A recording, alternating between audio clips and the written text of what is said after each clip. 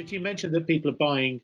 I mean, we have the same experience. My wife buys almost 20 cards at a time, all individual cards. She marks out whose birthdays are coming up in the next 6 months, and instead of that panic where I dash down to the shop the day after somebody's birthday to look for the "sorry, I forgot your birthday" card, she's kind of in control. Is that are you selling? Are you seeing more and more people buying 24 cards at a time, or rather than just individual cards, or is this something really. that's just happening?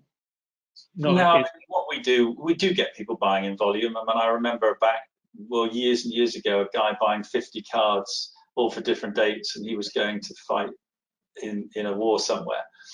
But generally speaking, we take reminders from people. So the reminders that we hold, we send out by email, and then that reminds people that there's a birthday coming up, so they come in and buy the card.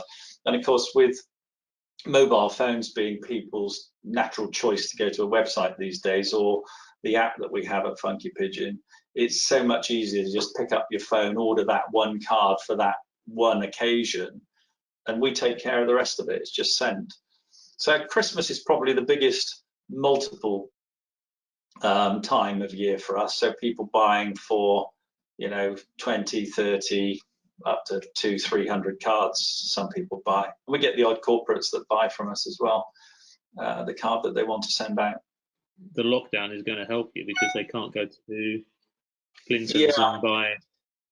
Our business is, well, two years ahead of where I think it should be, and that's all because of COVID. So I'm one of the lucky ones at the moment.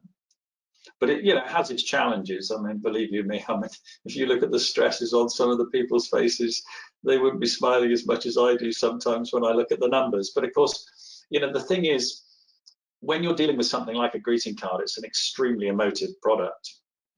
So the sentiment that you're carrying to someone when you're sending a card to a loved one, the responsibility is huge.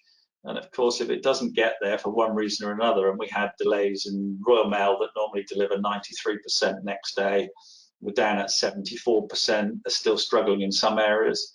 And of course, it's our customer. So, we have to do everything we can to make sure that stuff gets there when we say it's going to get there.